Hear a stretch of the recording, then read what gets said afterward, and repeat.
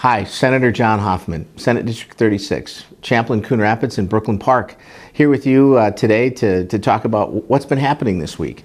And as you know, this was deadline week. In April 1st to today, we had to make sure that all of our bills got their hearings. And I had 8 bills this week that made it through the deadline process. And 2 of them happened to help our veterans and our active military personnel on the real estate license side as well as driver's license side.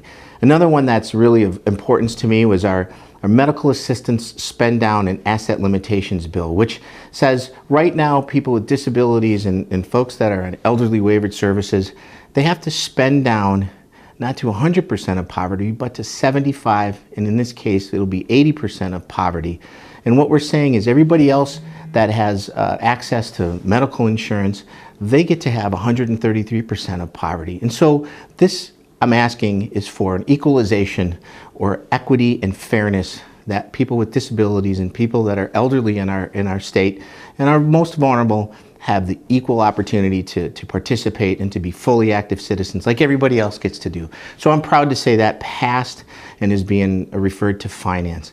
And the 2 bills that I had that were with veterans, they're actually going to the Senate floor. And as we're looking at also, we had a great discussion on our waiver rate system, which is how services are paid to people with disabilities and elderly. And one particular was a waiting list that we have. And there's a waivered services waiting list. And of course, you know, last year I got a bill that became law that said people with disabilities and elderly waivered services shouldn't be on a waiting list, that counties need to spend 97% of the money that's given to them.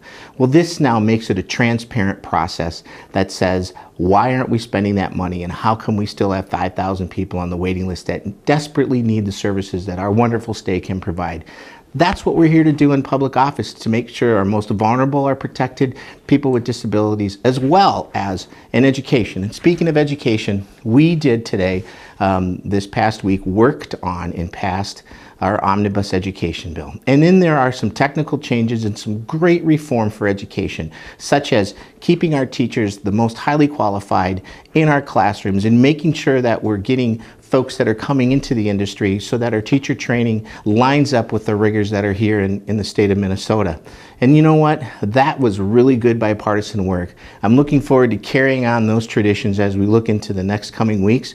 And thank you very much for all your input about the bills that I'm carrying, the bills that we're carrying this year. So I'll talk to you next week. Have a great day.